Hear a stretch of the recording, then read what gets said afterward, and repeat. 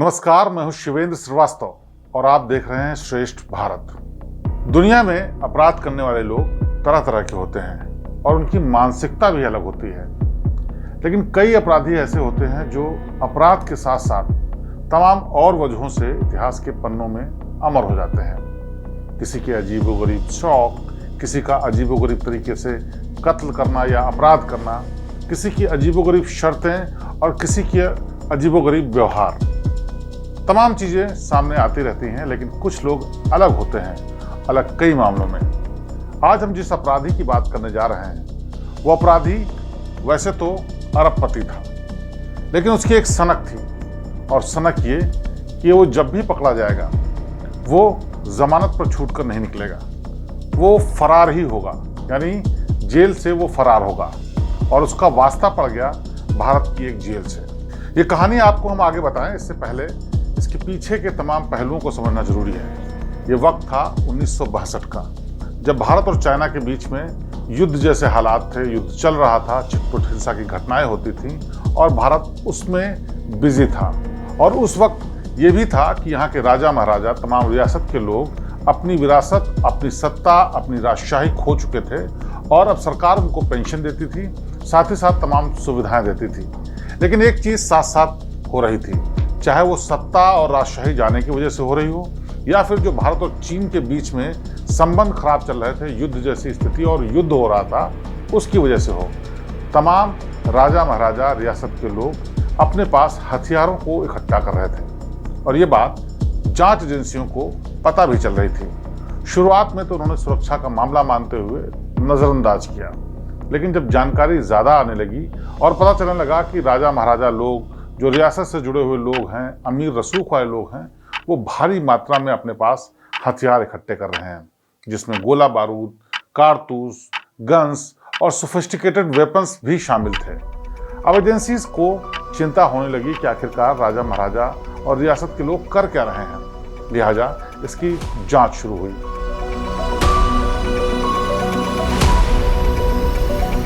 जब जांच आगे बढ़ी तो पता चला कि इनको एक विदेशी शख्स लगातार हथियार मुहैया करा रहा है, जिसमें कारतूस और दूसरे वेपन्स हैं। जांच एजेंसी जब जांच करते करते आगे पहुंची तो उनको एक विदेशी शख्स हाथ लगा।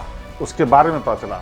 इस शख्स का नाम था डैनियल हैली विंसकॉट। ये शख्स अमेरिका का रहने वाला था और इसके बारे में जब जानकारी जुटानी शुरू हुई तो पता चला कि अमेरिका का अरबपति है, जिसके पास दर्जनों हवाई जहाज हैं, तमाम मैंशंस हैं, करोड़ों रुपए की संपत्ति है, लेकिन वो फिलहाल स्मगलिंग का काम कर रहा है। इस जानकारी के बाद दिल्ली पुलिस अपनी टीम लेकर के पहुंची दिल्ली के अशोका होटल में। ये वो होटल था जिसमें डैनियल रुका हुआ था, बल्कि उसका एक स्वीट बुक था। जब डैनियल से पूछताछ करने के बाद कुछ जानकारियां मिली तो एक टीम डैनियल को लेकर के उसके होटल अशोका होटल पहुंची। होटल की जब जांच की गई तो होटल के भीतर उनको कारतूसों का जखीरा मिला। अब पुलिस और एजेंसीज के कान खड़े हो चुके थे और उन्होंने जांच आगे बढ़ाने की सोची। उन्होंने डैनियल से पूछताछ शुरू की तो पता चला कि उसके पास एक हवाई जहाज़ है जो कि यहाँ एयरपोर्ट पर खड़ा हुआ है, जो कि सफदरजंग एयरपोर्ट पर खड़ा हुआ था। जब पुलिस डैनियल को लेकर के एयरपोर्ट पर पहुंची और उसके जहाज़ के भीतर उन्होंने एंटर किया तो देखा वो पूरा का पूरा जहाज़ बॉक्सेस से भरा हुआ था और हर बॉक्स में दर्जनों, सैकड़ों की संख्या में कारतूस और हथियार भरे हुए थे। अब ये मामला धीरे धीरे बड़ा होता जा रहा था। इसको हिरासत में लेने के बाद पूछताछ की गई, बैकग्राउंड चेक करना शुरू हुआ तो पता चला कि ये अमीर आदमी पहले से स्मगलिंग के धंधे में नहीं है, लेकिन अचानक से ही ये सब काम भी करने लगा है, क्योंकि उसको कोई जानकारी मिली थी।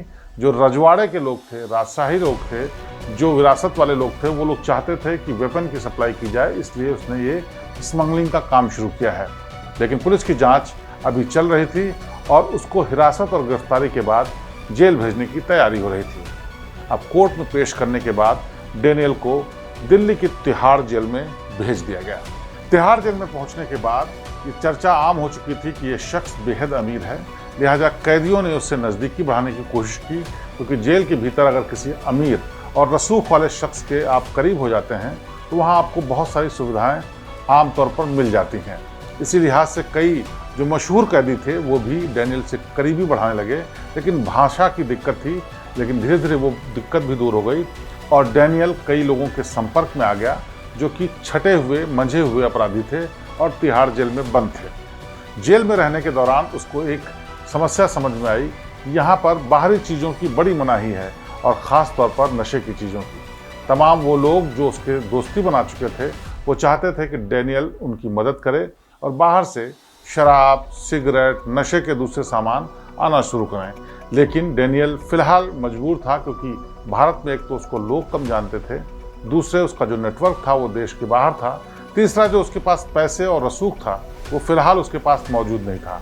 लेकिन ये बात वो रोज़ फेस करता था। इसी बीच उसने एक फ़ैसला किया कि अब इस जेल से मैं फ़रार ही होऊंगा। हालांकि उसको ज़मानत मिल सकती थी, क्योंकि हथियार की सप्लाई के मामले में बहुत सारी चीज़ें ऐसी थी जो पुलिस की तरफ से चूक हुई थी। दूसरी बात, डैनियल इतना रसूख वाला था कि जगह जगह से दबाव, सरकारी दबाव या फिर ऐसे दबाव आ रहे थे जिसकी वजह से धीरे धीरे उसका मामला कमज़ोर होता जा रहा था। धीरे धीरे वक्त गुजरता जा रहा था और डैनियल अपने केस को कोर्ट में लड़ रहा था। रोज़ जेल में अपराधियों के साथ बैठ करके वो तरह तरह की प्लानिंग करता, लेकिन किसी की प्लानिंग उसको मजबूत नहीं लग रही थी। इस बीच उसको एक बार कोर्ट में पेश किया गया।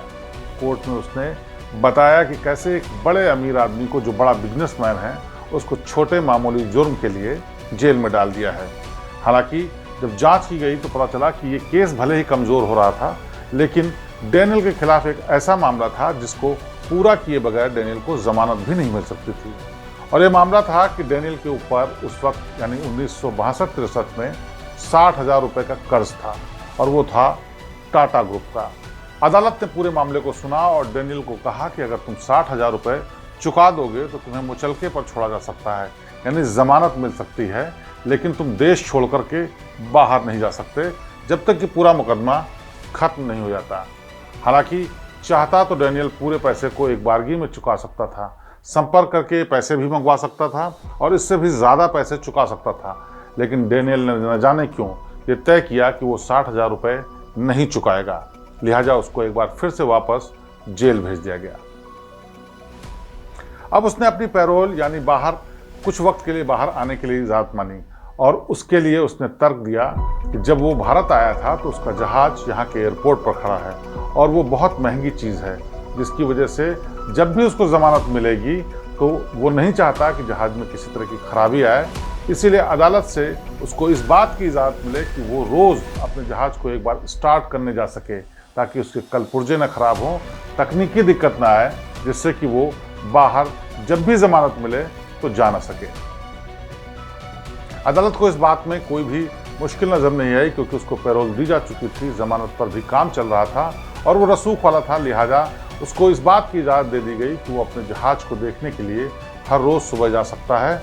एक बार उसको स्टार्ट करेगा और उसके बाद उसको पुलिस के साथ वापस आना पड़ेगा।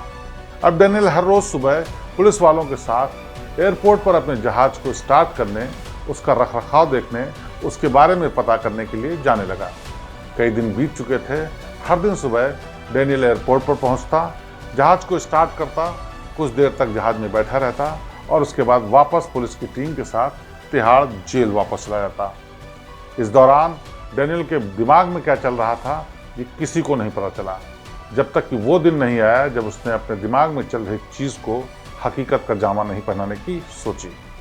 वो दिन भी आया जिस दिन डैनियल को दिल्ली पुलिस की एक टीम लेकर के एयरपोर्ट पर पहुंची और वो रोज़ की तरह अपने जहाज़ के भीतर घुसा। उसने अपने जहाज़ की जांच की, इंजन स्टार्ट किया, लेकिन आज मामला कुछ हल्क था। डैनियल ने न सिर्फ जहाज़ को स्टार्ट किया बल्कि थोड़ी दूर तक रनवे पर दौड़ाने लगा। इससे पहले कि पुलिस वाले कुछ समझ पाते, डैनियल ने हवाई जहाज़ की स्पीड तेज कर दी और देखते ही देखते उसका हवाई जहाज़ हवा में था। यानी कि डैनियल पुलिस वालों के सामने, पुलिस वालों की हिरासत में, अदालत की इजाज़त मिलने के बाद जब वहाँ पहुँचा था तो सबकी आंखों के सामने से हवाई जहाज़ में बैठकर फरार हो रहा था। अब पुलिस वालों के पैरों तले ज़मीन खिसक गई। उन्होंने आनन फानन में अपने आला अधिकारियों को बताया, वायरलेस से सूचना दी गई, फाइटर जेट्स भेजे गए और उसकी तलाश के लिए आसमान की खाक छाननी शुरू हुई। लेकिन तब तक बहुत देर हो चुकी थी। डैनियल उस हवाई जहाज़ को लेकर के निकल चुका था। लेकिन हैरानी की बात यह कि जहाज़ लेकर के वो सीधा फरार नहीं हुआ। उसने जहाज़ का रुख एक बार फिर से तिहाड़ जेल की तरफ कर दिया और तिहाड़ जेल के ऊपर पहुंचने के बाद उसने जो काम किया वो आज भी लोगों की समझ के परे है। डेनियल ने तिहाड़ जेल के 3-4 चक्कर मारे और उसके बाद अपनी खिड़की खोली और उसमें से हैरानी की बात यह कि उसने सिगरेट की डिब्बियां और चॉकलेट्स तिहाड़ जेल के ऊपर बरसानी शुरू कर दी। एक बार किसी को समझ में नहीं आया कि आखिरकार वो कर क्यों रहा है, लेकिन बाद की जांच में ये साफ हुआ कि तिहाड़ जेल में रहने के दौरान डेनियल को इस बात की बड़ी कमी खलती थी कि वहाँ के कैदियों को नशे का सामान नहीं मिलता और उसके लिए भारी भरकम रकम वसूल की जाती है। तो कई कैदियों ने उससे फरमाइश की थी कि उसे जब भी मौका मिले तो वो सिगरेट उन्हें पिलाने का इंतजाम जरूर कर दे। शायद इसीलिए डेनियल भागते वक्त भी अपने वायदे को नहीं भूला था और हवाई जहाज से सिगरेट की डब्बियां बरसा रहा था। साथ ही साथ चॉकलेट उसे खुद पसंद थी और उसके जेल में रहने के दौरान बहुत सारे कैदी भी चॉकलेट पसंद करने लगे थे। इसीलिए उसने चॉकलेट्स के भी दर्जनों डब्बे तिहाड़ जेल के भीतर बरसा दिए। अब अभी जो हवाई जहाज उसका पीछा कर रहे थे वो इस पशुपेश में थे कि आखिरकार किस दिशा में जाएं, कहाँ उसको पकड़ें। जब तक कि उनको भनक मिलती कि वो तिहाड़ जेल के भीतर है, तब तक वो भारत की सीमा पार करके पाकिस्तान पहुंच चुका था। पाकिस्तान में डेनियल ने अपने हवाई जहाज को लैंड किया और अगले ही दिन वहां पर एक प्रेस कॉन्फ्रेंस की, जिसमें उसने बताया कि कैसे उसको गैर कानूनी तरीके से भारत के भीतर प्रताड़ना दी गई, जेल में रखा गया और वो अब फरार होकर के यहाँ आ गया है। पाकिस्तान सरकार ने भारत की कोई मदद नहीं की, लिहाजा डेनियल को वहाँ पर एक तरीके से काम करने की इजाज़त मिल गई, शरण मिल गई। एक और बात, जब जमानत देने जाने की बात हो रही थी तो ये तय हो गया था कि डेनियल को जमानत मिल जाएगी। डेनियल ने अपनी तरफ से एक सरकार को ऑफर दिया जिसमें उसने बताया कि इस वक्त भारत और चीन के बीच युद्ध चल रहा है, अगर वो चाहे तो अपने जहाज़ों को, यानी कई दर्जन जहाज़ जो उसके पास मौजूद हैं, उनको सेना के इस्तेमाल के लिए दे सकता है, जिससे वो चीन की सेना के विरुद्ध इस्तेमाल कर सकें। सरकार ने ये जहाज़ लिए या नहीं लिए इसके दस्तावेज में कोई सबूत नहीं मिलता, लेकिन कोर्ट के रिकॉर्ड्स में जरूर मिलता है कि डेनियल ने अपनी तरफ से सरकार को ये ऑफर दिया था। बहरहाल डेनियल अब फरार हो चुका था और पाकिस्तान में था। लेकिन कौन था यह डेनियल जो इस तरह की हरकतें कर रहा था, और आखिरकार वो भारत के भीतर स्मगलिंग करने आ कैसे गया, कैसे उसका पूरा का पूरा जहाज भारत के भीतर आ गया और एजेंसीज को नहीं पता चला, ये भी हम आपको बताते हैं। दरअसल 1962 के दौरान जब भारत और चीन के बीच तनातनी और युद्ध जैसी हालात थे, उस वक्त भारत को अफगानिस्तान में ट्रांसपोर्ट करने के लिए तमाम जहाज़ों की ज़रूरत थी, कार्गो विमान की ज़रूरत थी। उस बीच इसकी ट्रांस अटलांटिक जो कि हवाई जहाज़ कंपनी थी जिसका मालिक था डेनियल, उसके साथ एयर इंडिया ने एक करार किया और उस करार के तहत उसको कार्गो प्लेन की तरह अपने हवाई जहाज़ों को भारत को देना था। इस दौरान डेनियल कई बार भारत आता था और यहाँ पर लोगों से संपर्क में भी रहता था। उसी बीच तमाम पुराने राजाओं से, राज्यों से जुड़े हुए लोगों से, जो राजवंशी लोग थे, उनसे मिलने के दौरान उसे महसूस हुआ कि यहाँ पर लोगों को डर है, अपनी सत्ता जाने के बाद भी डर है और युद्ध की स्थिति से भी डर है, लिहाजा उन्हें हथियारों की सख्त जरूरत है। यहीं से उसने स्मगलिंग का रास्ता शुरू किया। उसको एक बाज़ार दिख गया जो कि बेहद लुक्रेटिव था और उसे उम्मीद थी कि इसके ज़रिए वो पैसे कमा सकता है जो शायद इस कार्गो प्लेन के ट्रांसपोर्ट वाले बिजनेस में नहीं कमा सकता है। इसी के चलते उसने भारत में रह करके स्मगलिंग शुरू की। कार्गो प्लेन था, सरकार से अनुबंध था और उसको बहुत सारी जांचों से नहीं गुजरना पड़ता था। इसके लिए उसके जहाज बेरोक टोक विदेशों से इंडिया में आते थे, जिसमें तमाम वेपन्स, कारतूस और दूसरे हथियार आते थे। बहरहाल तो ये वजह थी जिसकी वजह से डेनियल भारत में आया, लेकिन उसका किस्सा यहीं पर ख़त्म नहीं होता। दरअसल वो एक सनकी तरीके का रईस आदमी था जिसका जन्म अमेरिका के टेक्सास में हुआ। जब वो जवान हुआ तो उसकी संपर्क एक लड़की से हुआ जो कि बहुत अमीर घराने की थी, जिससे शादी करने के बाद डेनियल ने बिजनेस शुरू किया, लेकिन स्मगलिंग के धंधे में भी हाथ डाल दिया। और उसी दौरान उसने स्मगलिंग करने के लिए तमाम हवाई जहाज़ का इस्तेमाल करना शुरू किया। साल में उसको इतना रेंट देना पड़ता था जिसकी वजह से उसने महसूस किया कि वो अगर अपने जहाज़ खरीद ले तो उसको फ़ायदा ज़्यादा हो सकता है। इसी के चलते करीब उसने 1 दर्जन जहाज़ पहले लीज़ पर लिए, फिर धीरे धीरे उनकी किस्तें चुकाते हुए वो जहाज़ अपने नाम कर लिए, यानी कि वो जहाज़ का मालिकाना हक भी उसके पास आ गया। इतना पैसा वो स्मगलिंग से कमा रहा था। साथ ही साथ इसके लिए वो जो रास्ता इस्तेमाल करता था वो दूसरे देशों के साथ कार्गो प्लेन्स के बिजनेस में कनेक्ट करता था, यानी कि सरकारी तौर पे उसको इस बात की इजाज़त मिल जाती थी कि सामान लाने और ले जाने के लिए दो देशों के बीच उसके जहाज इस्तेमाल होंगे, और इसी चीज़ का फ़ायदा वो उठाता था स्मगलिंग के लिए, क्योंकि वैध चीज़ों के साथ साथ अवैध चीज़ों को लाने के लिए भी अपने जहाज़ों का वो इस्तेमाल करता था। एक बारगी सरकार के साथ कॉन्ट्रैक्ट हो जाने के बाद कोई ज़्यादा उस पर शक नहीं करता था, ज़्यादा गहरी जांच नहीं होती थी और हर सामान खोल के नहीं देखा जाता था। इसका डेनियल ने खूब फ़ायदा उठाया और भारत ही नहीं बल्कि और कई देशों में स्मगलिंग का काम किया। जब पाकिस्तान वो हवाई जहाज़ से फरार होकर गया, उसके बाद भी उसने अपनी स्मगलिंग जारी रखी। बताते ये हैं कि इस घटना के बाद भी एक बार एक जहाज़ अमृतसर आ रहा था पाकिस्तान की तरफ से, और उसमें बहुत सारा सामान भरा हुआ था, लेकिन अमृतसर पहुंचने से पहले हवाई जहाज़ क्षतिग्रस्त हो गया, दुर्घटनाग्रस्त हो गया और जहाज़ को जबरन लैंड कराना पड़ा। लैंड होने के बाद किस तरीके से उसको चला रहे दोनों लोग जिंदा बच गए और बाहर निकले। आनंद फानन में गांव के लोग इकट्ठा होने शुरू हुए। उन्होंने दोनों लोगों को जब देखा तो उसके बाद गांव वालों ने पकड़ के पुलिस के हवाले कर दिया, क्योंकि उन्हें इस बात की आशंका थी कि कहीं ये जहाज़ दुश्मन देश का तो नहीं। लिहाजा जब पुलिस ने पूछताछ शुरू की तो उन्होंने बताया कि कैसे वो सामान की इधर उधर ले जाने का काम कर रहे थे और उनका हवाई जहाज़ दुर्घटनाग्रस्त हो गया। दोनों लोगों ने पुलिस को ऐसे कन्विंस कर लिया कि उन्होंने उसको इस बात की इजाज़त दे दी कि जहाज़ के भीतर अगर कुछ सामान बचा हुआ हो तो वो भी निकाल लें। और जब दोनों जहाज़ के भीतर सामान निकालने के लिए गए तो उस वक्त बताते हैं कि दो बड़े बड़े बॉक्स में तमाम बहुत महंगी वाली घड़ियों का जखीरा उन्होंने बैग में भरा और बाहर चले आए। इसके बाद वो लोग कहाँ गए किसी को नहीं पता चला। बाद में जब पुलिस ने जांच करनी शुरू की तो पता चला कि ये जहाज़ यहाँ आने की इजाज़त ही नहीं थी। ये जहाज़ पाकिस्तान से अमृतसर की तरफ आया है और इसमें कुछ संदिग्ध सामान भी रखा हुआ है। हालांकि कोई ऐसी चीज़ नहीं मिली, लेकिन कुछ हथियार जरूर मिले जिससे शक गहराता गया। अब ये मामला बड़ा हो चुका था, लिहाजा जांच एजेंसीज भी इसमें जुट गईं और तलाश शुरू हुई इन दोनों लोगों की। खुलिये के आधार पर धीरे धीरे लोगों को पता चलना शुरू हुआ कि उनमें से एक शख्स वही डेनियल था जो कि एक बार पुलिस की आंख में धूल झोंक करके पाकिस्तान भाग चुका है। लेकिन उसके बाद डेनियल का क्या हुआ, कहाँ गया, ये किसी को नहीं पता। बहुत सारे लोग कहते हैं कि आज भी डेनियल भारत में ही रहता है और स्मगलिंग का काम करता है। बहुत लोग ये भी कहते हैं कि ये स्मगलिंग का काम तो सिर्फ दिखावा था, ये दरअसल एजेंसीज के लिए काम करता था।